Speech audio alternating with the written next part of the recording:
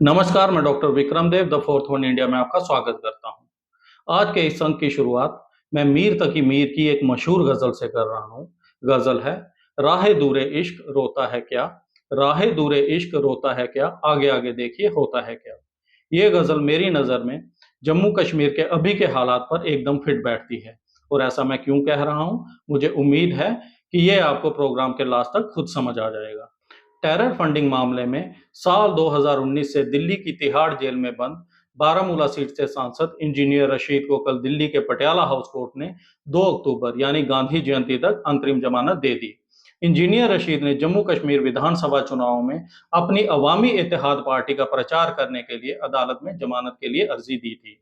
आपको याद होगा, 2024 लोकसभा चुनाव में प्रचार करने के लिए एक ऐसी ही जमानत दिल्ली के मुख्यमंत्री अरविंद केजरीवाल को भी मिली थी, क्योंकि सुप्रीम कोर्ट खुद कह चुका है कि बेल नियम है और जेल अपवाद।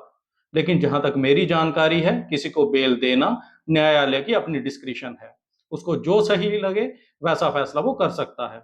वरना अगर जेल में बंद सभी नेताओं को चुनाव प्रचार के लिए बेल मिलने लगेगी, तो कल को जेल में बंद कोई किसान भी कोर्ट में जमानत के लिए यही दलील लेकर पहुंच जाएगा कि उसे अपने खेत में फसल की बुआई या कटाई करनी है, क्योंकि उसका तो वही काम है। तो ऐसा नहीं होता है, क्योंकि झारखंड के मुख्यमंत्री हेमंत सोरेन को भी इस योजना का लाभ नहीं मिला था। ये कोर्ट के अपने विवेक पर निर्भर करता है कि किसे जमानत देनी है और किसे नहीं। बहरहाल, इंजीनियर रशीद को 22 दिन की अंतरिम बेल मिल चुकी है और अब उन्हें 3 अक्टूबर को जेल में सरेंडर करना होगा। जब से इंजीनियर रशीद को जमानत मिलने की खबर आई है, तब से नेशनल कॉन्फ्रेंस और पीडीपी में बेचैनी बढ़ गई है।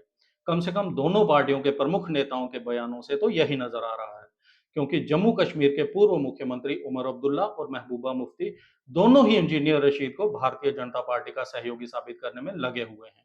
उमर अब्दुल्ला कह रहे हैं कि इंजीनियर रशीद को जमानत कश्मीर के लोगों की सेवा के लिए नहीं, बल्कि उनसे वोट लेने के लिए दी गई है। और महबूबा मुफ्ती कहती फिर रही हैं कि इंजीनियर रशीद की अवामी इत्तेहाद पार्टी भाजपा का प्रॉक्सी है। आज नेशनल कॉन्फ्रेंस के प्रमुख फारूक अब्दुल्ला ने एक कदम आगे बढ़ाते हुए इंजीनियर रशीद की रिहाई को धार्मिक एंगल देने की भी कोशिश की।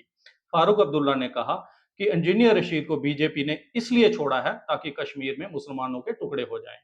शायद ये नेता समझ नहीं पा रहे हैं कि इंजीनियर रशीद को जमानत पटियाला हाउस कोर्ट ने दी है, भारतीय जनता पार्टी ने नहीं। लेकिन जो भी हो, इन नेताओं का डर अपनी जगह जायज है, क्योंकि उत्तरी कश्मीर में इंजीनियर रशीद का एक अच्छा खासा जनाधार है और वो कश्मीर में चुनाव के नतीजों को प्रभावित कर सकते हैं। इंजीनियर रशीद की पार्टी कश्मीर घाटी की 35 सीटों पर चुनाव लड़ रही है और ये वो क्षेत्र हैं जहां से पीडीपी और एनसी को सबसे ज्यादा सीटें आने की उम्मीद है। इसके अलावा रशीद के साथ एक सिंपैथी फैक्टर भी है और हाल ही में हुए लोकसभा चुनाव में इंजीनियर रशीद उमर अब्दुल्ला को लगभग 2 लाख वोटों से हरा भी चुके हैं। देखने वाली क्या बात है। हमें तो मालूम था कि कहीं ना कहीं ये होगा। मुझे तो अफसोस बारामूला पार्लिमानी हल्के के लोगों के लिए है, क्योंकि ये बेल उन्हें उनकी खिदमत के लिए नहीं मिला है। ये बेल उन्हें पार्लियामेंट अटेंड करने के लिए नहीं मिला है। ये बेल एक मेंबर पार्लियामेंट की हैसियत से काम करने के लिए नहीं मिला है। ये बेल मिला है सिर्फ और सिर्फ यहाँ वोट हासिल करने के लिए। जो गरीब आदमी जेल में है, उसके माँ बाप को उसको मिलने की इजाजत नहीं है। एक तरफ से वो मामला है जो हमारे जेलों में नौजवान है, सालों से जेलों में उनको उनके माँ बाप को उनसे मिलने नहीं दिया जाता है। दूसरी तरफ से जेलों से लोग इलेक्शन लड़ते हैं, उनकी पार्टियां बनती है, उनकी गाड़ियां चलती है, उनको सिक्योरिटी दी जाती है। यहाँ तक कि जब वो हमारे कैंडिडेट पे हमला करते हैं यावत वाले पे, तो पुलिस उनके खिलाफ एक्शन लेने के बजाय हमारे जो वहाँ के कैंडिडेट है इलेक्शन कमीशन उसको नोटिस भेजता है। इससे आपको पता होना चाहिए कि जेलों से इलेक्शन लड़ रहे हैं उनका क्या मामला है। Thank you so much. अब फिर से आते हैं इंजीनियर रशीद के मुद्दे पर।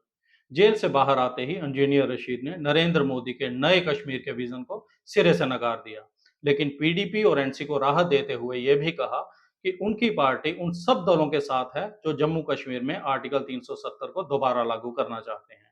श्रीनगर पहुंचते ही इंजीनियर रशीद ने कोट ऑन कोट कहा कि first thing is self respect, rights, liberty of Kashmiris has to be protected, preserved and honoured.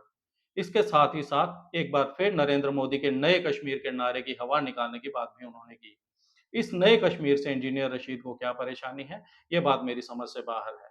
क्योंकि आंकड़ों की बात करें तो जम्मू कश्मीर में 2019 से 2023 के बीच पत्थरबाजी की कुल 434 घटनाएं हुई, जिनकी संख्या 2015 से 2019 के बीच 5063 थी। इसी तरह 2019 के बाद सुरक्षा कर्मियों की शहादत और मारे गए आतंकवादियों की संख्या में भी कमी आई है। विकास कार्य चल रहे हैं, बाजार गुलजार हैं, स्कूल कॉलेज खुले हुए हैं, टूरिज्म भी फल फूल रहा है, यानी कुल मिलाकर सब सही चल रहा है।